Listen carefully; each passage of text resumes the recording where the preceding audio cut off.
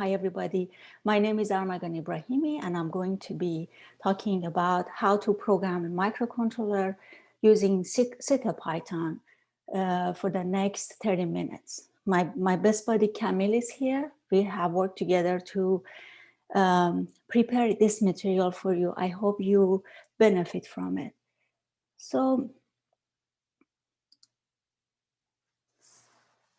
the agenda for this presentation is, of course, you need to get an introduction of what we're going to cover in this presentation. But as any other programming language, you need to go through some steps to do the setup. You need to write your first program, and then you get some example codes for how to connect your sensors. And then you learn how to use the GNSS and camera of Spresense. At the end, I will share some of the announcement that we have regarding Spresense upcoming news with you for this webinar. So first, let's see, we are talking about two things here, CircuitPython and Spresense. CircuitPython is from Adafruit, is nothing but another flavor of Python, which you can program the microcontroller and sensors that is connected to those microcontroller. For the microcontroller here in this webinar, I'm using Sony Spresense, of course. Sony Spresense is a low-power microcontroller from Sony targeting IoT application. In the next few slides, I give you an overview, which is enough for this presentation to learn about Spresense if you are new to Spresense. And at the end, I will share some more information if you want to expand your knowledge for this. Spresense has 6 ARM cores, 156 megahertz of clock. As you see on the left-hand side, there's a table with all the details for Spresense. I'm not going to go through each and every one of these, but what I would like to highlight is Spresense has high resolution audio, and also the GPS is already integrated in it. In this presentation, we will focus on digital I/O, so you will learn how to connect your sensor via GPIOs and then GPIO, SPI, I2C, UART, and PWM. And also the GNSS capability, the GNSS integrated GNSS that we have in Spresense. And then also, if you look at the Spresense, it has the camera interface and you can connect your camera. You also learn how to program your camera with CircuitPython. To see what are the components for Spresense, we have 3 components, as you see in this picture. We have the main board, extension board, and camera board. Camera board is the image sensor that we have provided as part of this kit to our developers, and the main board is the main as you can tell from the name, is the main processor. So it will do everything. Everything is happening on the main board. But extension board, it will help you for development. So you, for example, here, look, we have the SD card slot. You can access the audio. You can put Arduino shields on top of it. And for the sake of this presentation, we are using the extension board to communicate and do our coding and editing. So this is the components that you have for Spresense. If you want to get any of this board, you can go to our website and go to buy now. Also, I will share with you the Adafruit link for this presentation. The other piece of information that is useful for this presentation is the pinout map. Whenever you do any type of development, you need to know which pin is the one that you need to connect your sensor. For example, if you look at these 2 pictures, I have the main board and is on the left-hand side. I have the extension board on the right-hand side, and the green section you see the green section on the side, it says CircuitPython compatible pin names. Same thing for, you see again, the compatible pin for CircuitPython on extension board. For example, if you look at the extension board and you want to use the SPI, for the SPI, we need to connect to clock, MISO, MOSI, and chip select, for example. So for this one, the pins that you are accessing is D13, 12, 11, and 10. So if you are doing any application development, I suggest to use this and keep it close. Then it makes your life a lot easier. Here at the bottom, I have a list of pins that you see some says exclusive, shared, or exclusive. Be aware of this. For example, if you are using the UART, D0 and D1 is exclusive, means if you are using this on the main board, you cannot use it on extension board.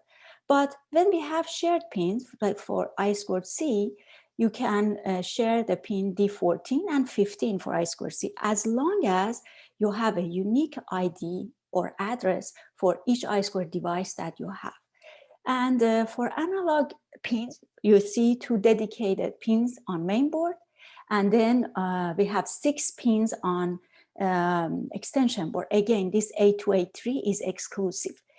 The other piece of information about this page, which is important to mention, is on the main board, the voltage is 1.8 volt, but on the extension board, we have 3.3 and 5 volt. As you see, so you have the flexibility, and we provide this access to this voltage on the extension board. So I think this is good enough for here. Let me just share another link with you. So this, for the sake of this presentation, what I've told you, so the spec, what is Spresense, and now you can recognize the component of Spresense. You have the map, so you know the pinouts. And if you want to learn more, you can go to our website for webinars and news, and listen to the first webinar that we had for Sony Spresense. That goes over all of the details for Spresense, and you can build up your knowledge and use that one. So this is just an intro and for CircuitPython, for Spresense. Now let's start and do our setup for the environment for Spresense. So to do this setup, we need to go through these 4 steps. And some of this may be familiar to you because you have used the Spresense before. If you haven't, it is just 4 steps that you need to do the environment setup. So the first one is to install the driver for Spresense. Next one is connect to mainboard. This is important. You will know by the end of this presentation why. But so you need to connect to your mainboard, and you need to flash the SDK for Spresense, and then you need to flash the CircuitPython to Spresense. So you need to do that. I have provided the link for the whole documentation here, but let's go through these steps. This is very simple. If just to install your driver, you can go through the process easily and then have your drivers installed. I'm not gonna spend that much time on it. Second step is, if you look at the picture here on the right hand side, you have the main board on top, you have the extension board on the bottom. Here I'm connecting to the main board, as you see here. And when you connect your board to your PC, you need to find out what is the serial port name. There are different commands for different platforms. Please note that during this presentation, most of my examples are Mac. I'm using a Mac machine. So it's very simple. If you want to use other platform, you will get a list of all of the devices that is connected. And for example, in this example, this is what I have. So it's dev tty.slab_USB to UART. So by now you have your device connected. You have now you need to flash the board. Flash the board for Spresense. If this is the first time, or if you want to update your SDK, make sure you have a working folder for doing all of this installation. whatever you download, just keep it in that folder. First thing you need to get is the firmware for Spresense. The version that I have here is the latest, is not the latest actually. So please go to our website and you will get the latest one. And it depends on your platform. You need to have you need to download the flash writer as well. This flash writer is common between this step 3 and step 4 because we are flashing the board. And then you need to go through this just three commands, and you can flash the board. The command here, be careful when you use our website. You can double click and copy these commands, but for example, the last one, make sure you get the full command. So this is for Spresense flashing. If this is the first time, or if you want to get the new firmware for Spresense, next step is what? Flash for CircuitPython, of course, right? So for the CircuitPython, the same steps. So just you need to go to CircuitPython Spresense page and get the firmware, and then you just use this command. To write it and make it ready. First step is done. Basically means you are just downloading everything is installed, and now we are ready to write our first program on Spresense. To write our program, now we are switching to extension board. As I mentioned before, we use the extension board for development, right? So make sure you connect your extension board to your PC. After you do this, right away, if you look at your Finder, you see this CircuitPy pops up. This means now it's ready. I have the driver and I can access CircuitPython. And you will see, if you have already some files, you will see it. But I just put it here, then you get familiar with what is expected in this drive. You will get 2 supporting files, which is boot_out.txt and the library folder. But your code that is going to be executed right away is code.py. So pay attention. If you write your code, you need to save it under this name, code.py. And then when you connect your board to your PC, it's going to execute right away. Okay, so this is another thing that you need to keep in mind. And by the way, you can, for this coding, you can use your favorite editor, whatever you like, as long as you save your code under code.py. So here I will use MU. MU is a popular editor, so popular editor with CircuitPython. I go over some of the capability. Actually, it's very cool to use it, but at the same time, it's very, very simple. Look at this page. It's only 6 steps. Actually, it could be even 5. So 6 steps, and this is all you need. Even if this is the first time you're using the MU, don't worry. This is all you need. So for MU is a very simple editor. You can download it from the link that I have provided here, and you go through this step. Please pay attention to the numbering. So first I open the MU. I start from the left-hand side, and then you need to select the mode. For selecting the mode, you need to select the CircuitPython, and then you need to connect your device. Connect the device. I set it up as a step because we know here is the extension board, not the main board, right? And then you connect your device. Then, just like any other editor, you need to click on New. So there's a little round circle here. Click on that, and it opens a new page for you. Then you write your code. For this code is the first sample code that we have included in our website. You can copy and paste it here. Then you need to save it as code.py, and then right away you see the LEDs blinking.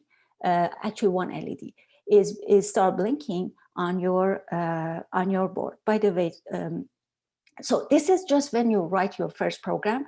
If you want to do any editing, you can, for example, what I did, I played with the LEDs a little bit. In the next one, step 6, I have added like 3 more LEDs, and save it as code.py, and then you can see it on the board that instead of 1 LED, like we have all of like the 4 LEDs are blinking. Very simple. You did the MU here, you learned the MU, and this is a very simple editor. Again, this is another reference material for you. We have prepared a video for all of this step for you to go through it and set up your environment and write your first program. This is going to be available on Sony developer website, and the link is here.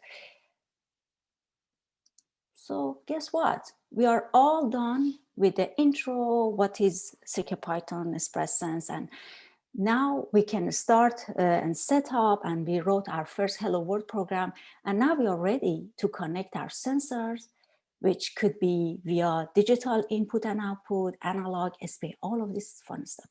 And also you get to learn just with few lines of code, access the GNSS, use the GNSS and camera. First one that I will cover here is the digital input and output. This is very handy, and this is very simple to use. For of course, you need to open your editor, create a new file, as I mentioned, for the MU or any type of editor that you are using, and then you copy and paste this piece of code there. What the output it will show, the green LEDs. If you look at this picture on the right-hand side, we have the LEDs here. So the green LED on Spresense start blinking once per second. I would like you to get familiar with the format, with the structure of the slides, because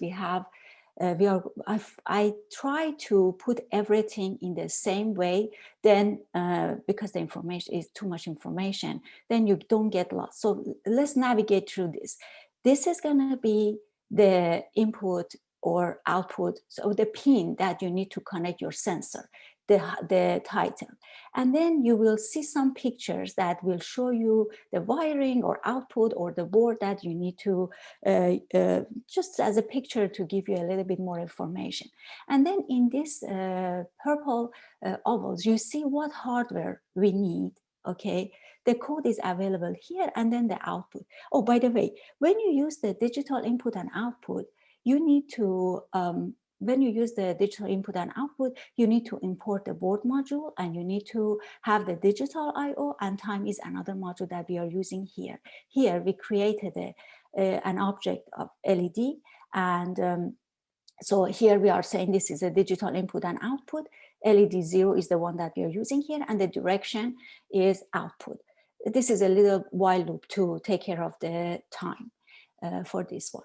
Now let's go to the next one, is the analog one. Analog, again, use that map that I told you. We have 6 pins for analog. This is a little code that we are using. Where is the hardware requirement? Is down here in this oval purple.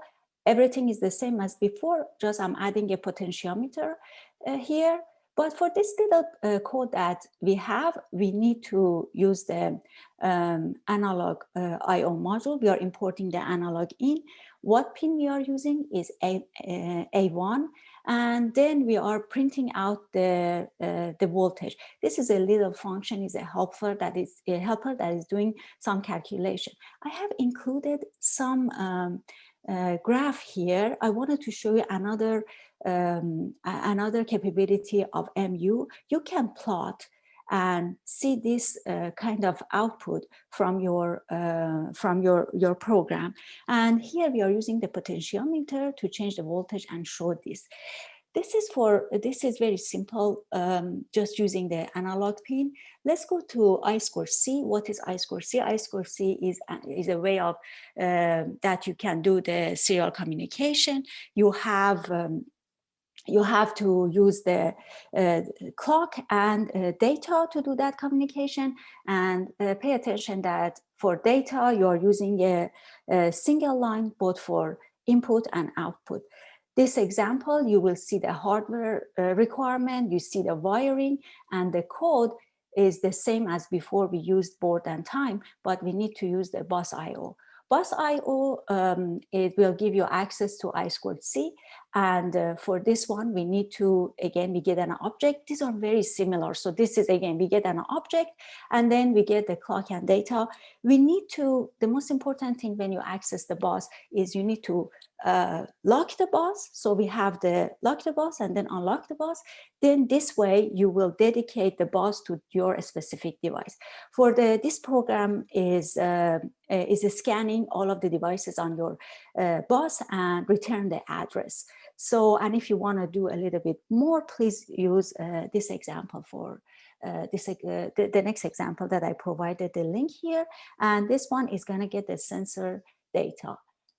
SPI is another way to connect your sensor. For the SPI, we have the clock and data, but we have a chip select too. So this is another characteristic of SPI. We use this hardware, and the wiring is shown here.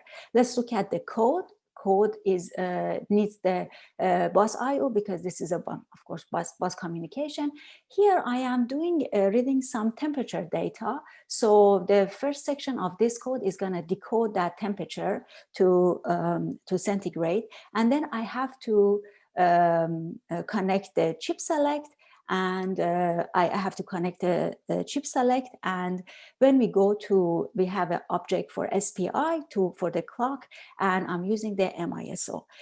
The last part of this code, again, we need to lock the bus. So SPI.try.lock and unlock at the end. It will lock and unlock the bus. And in this example, we just make sure that chip select is, when we have the chip select, then we pick the data. As you see here, I have phase and polarity also in my configuration for SPI. In my next slide, I briefly go over that. That is some information about SPI.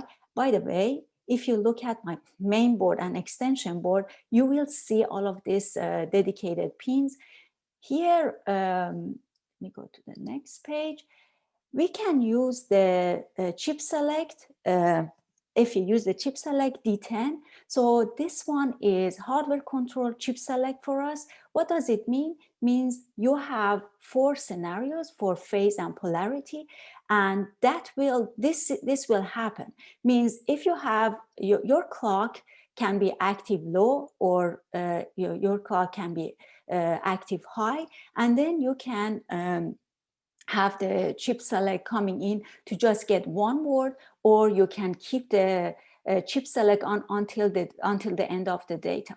If you need any other different way of getting your data, so you can, instead of using the D10, you can use any other GPIO, as I did in my example here. So here we are using D9, as you see.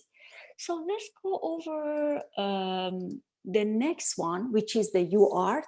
UART is another serial communication. In the code, you see that I imported the bus I/O. Again, we get the object of UART, and we get TX, RX, and the baud rate.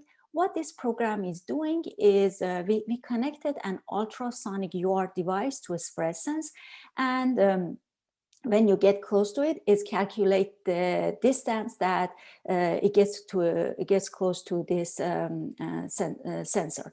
And so the blue part, it tells you how to connect and which pins on a Spresense are connected to this sensor. And the hardware that you need is right here. So this is just for the UART. That this is a very simple example to cover the UART. Have to be a little bit faster, sorry guys. So for the PWM, this is another way. So this example is, I have a small LED, as you see on the right-hand side, a small LED connected to a Spresense, and we dim the light on this LED.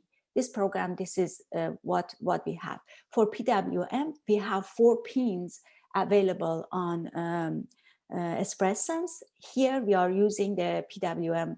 We are using the D6, which is PWM 0. So these are the list of the pins that we have available on the Spresense, and we go through a cycle. So we use range here, and if it's less than 50, we turn on the light, and if it's larger than that, then it's gonna dim down the light. Very simple. So this is how you can use the PWM, and this is a fixed frequency. If you want to change it, please go to our website, and I provided the link, for example, for different, if you want to change the frequency and have a varying frequency.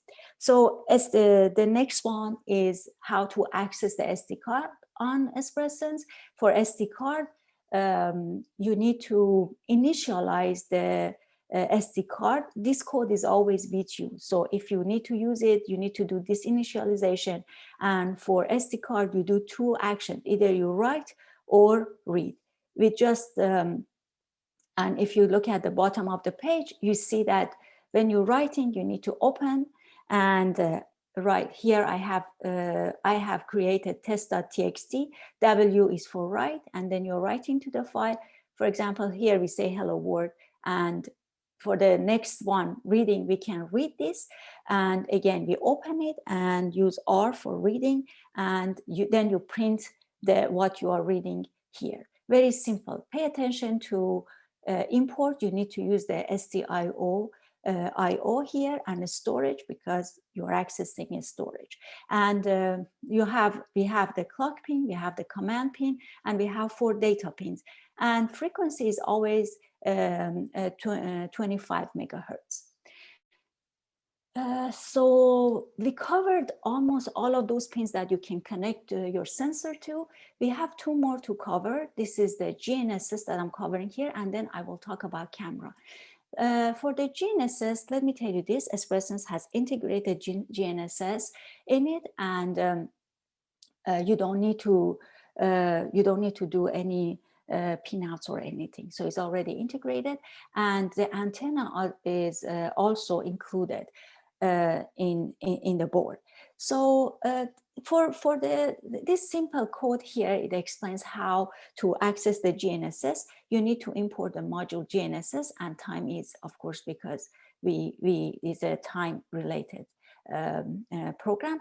And then for the first line, when you say nav here, basically you are starting the GNSS system, and they get the position for get the position from GPS and GLONASS.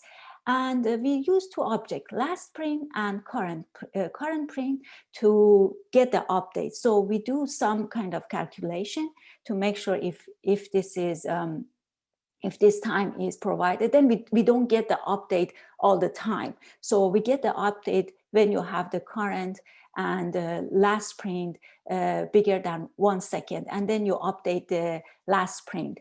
Last print is what? So here you need to fix and make sure the satellite is getting the information, and then at the end you print a latitude and longitude. I provided a little bit of output. You see this in your serial console when you use the MU. So it gives you the latitude and longitude. At the beginning, when the satellite is trying to find the satellite, it says waiting for fix. So here is very simple to access the GNSS. The last one that I'm covering here is the camera. This program is taking a picture and save that picture in SD card. You are familiar and expert. Now you know how to initialize the SD card and how to use it. This is just like how I explained for the previous section, but you need to use the camera to access the to take the picture and control the camera. And this little code here basically is taking the picture and saving that picture in size, and then save it in the buffer. This is the characteristic of this picture. So this is the width, so it's 1920 by 1080, and the format of this picture is JPEG. Spresense has a dedicated camera, and this connector comes with it when you buy the camera. And you need a micro SD card for this one. I think I covered everything. I would like to share some of the references here with you. Some are, so CircuitPython example and tutorials on our website, and also related links for CircuitPython. And the map that I told you is important. I also included the link for it here. We have the news and webinars. Please check that, because then you will learn more about other webinars that we have. And if you want to try all this fun stuff that I told you, please go to Adafruit page here and get your Spresense board and start building your application. Let's go over the news and announcement. Very exciting. We have a new event with Framos coming up on April 20th. Please join us for this event. This is the Framos America's Technical Summit for 2021. We will have more webinars, but this is going to be more like short series and covering technical topics, NotText, TensorFlow, and Spresense LTE.